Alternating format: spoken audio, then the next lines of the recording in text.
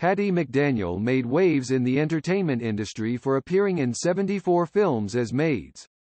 However, despite her Oscar win, people continued to criticize her for perpetuating the black servant archetype. She was discriminated against several times in her life, up until her funeral. Hattie McDaniel is a name that will go down in history as the first black woman to win an Oscar award. However, as prejudice about race prevailed in the industry then, Hattie could not sit with her castmates at the ceremony. The actress experienced racism for years to come and continued to take on servant roles in films, with most being without credit. Even during her funeral, the actress' last will was not honored because of her color. Hattie's desire to perform. Born on June 10, 1893, in Wichita, Kansas, Hattie was the youngest of 13 children.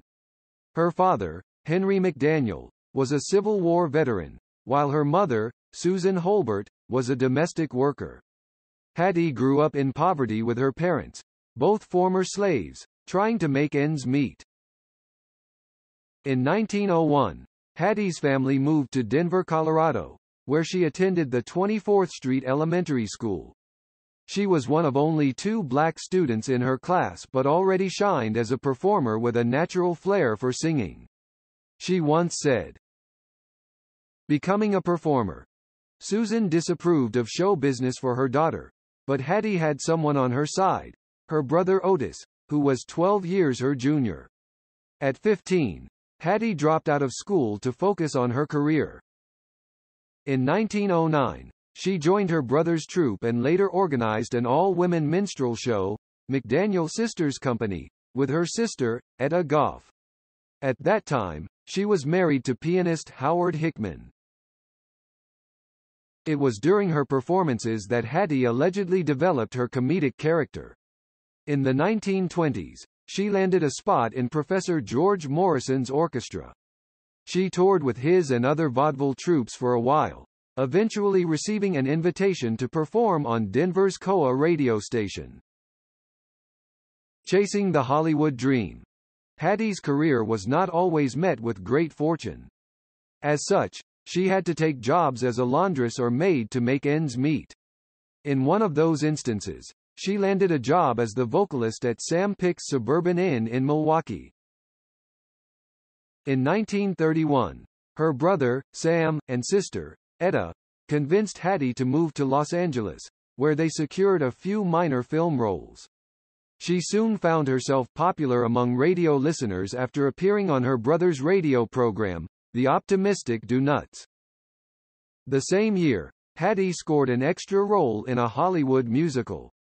In 1932, she appeared as a housekeeper in The Golden West, starting her on-screen streak as a colored maid. Appearing on film and television. In an industry where African Americans' roles were few and scarce, Hattie started landing several uncredited roles as the background maid in many films between 1932 and 1934, when she signed her first studio contract. A year later, Hattie shared the screen with Shirley Temple in The Little Colonel and then forged a friendship with Clark Gable after shooting China Seas. From 1935 to 1938, Hattie had steady on-screen work, and by the end of her career, she played a total of 74 maids, most being uncredited. In 1936, Hattie portrayed Queenie in the 1936 film adaptation of Showboat, paving the way for Bing Crosby to notice her. Crosby would later recommend Hattie to producer David O. Selznick for a role in Gone with the Wind. Hattie in Gone to the Wind. In 1938, Selznick started a country-wide search for an actress to play Mammy's role in his upcoming film. Eleanor Roosevelt even recommended that her maid play the part, but Selznick picked Hattie, leading to the actress' breakthrough. The 1939 film starred Vivien Leigh and Clark Gable. Hattie brought to life the head servant of Scarlett O'Hara, which brought her a slew of problems, such as some black theaters' refusal to premiere the movie and the NAACP denouncing it. On the other hand, Hattie's performance was critically acclaimed, with the LA Times writing of her acting as worthy of Academy Supporting Awards. When the star visited Selznick's office in 1940, she saw a stack of the film's reviews.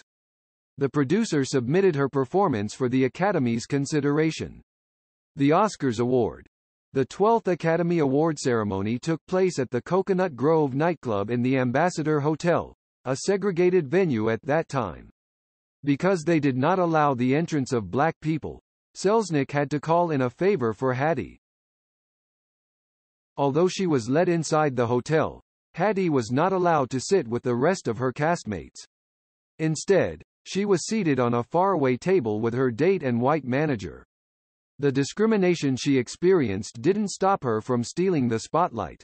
When her name was called for Best Supporting Actress winner, Hattie walked towards the stage to a standing ovation and delivered an emotional speech.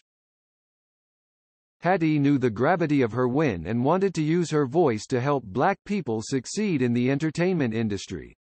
However, her victory was met with mixed reactions, including the NAACP publicly disowning her as they believed she helped perpetuate racist stereotypes of black people in films. Hattie faces critics. Hattie defended herself in an article she wrote for The Hollywood Reporter in 1947. The head of the NAACP, Walter White, pleaded with African American actors to refuse stereotypical roles, such as servants, that degraded their community.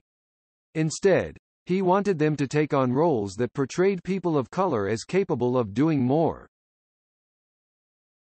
Following her win and the resistance of different groups, Hattie never reached that level of success again.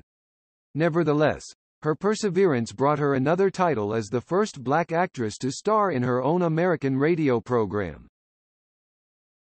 Hattie's demise. In 1951, while filming the television adaptation of Beulah, the beloved star had a heart attack and was subsequently diagnosed with breast cancer. On October 26, 1952, Hattie passed away at 59. She had two requests in her will: for her Oscar to be given to Howard University and to be buried in the Hollywood Forever Cemetery. Sadly, the cemetery refused to honor her wish as it was exclusive to white people at that time. Hattie was laid to rest at Angelus Rosedale Cemetery instead. As for her Oscar plaque, an appraiser deemed it to have no value, and it was given to the university. After being put on display, the award went missing in the 70s. Hattie will always be remembered for her historic Oscar win and movies, including Blonde Venus, Judge Priest, The Little Colonel, Show Boat, Stella Dallas, They Died with Their Boots On, Since You Went Away, and Song of the South, among many others. In recent years, Hattie's life was included in the Netflix series, Hollywood, created by Ryan Murphy. Actress Queen Latifah filled in the shoes for her character.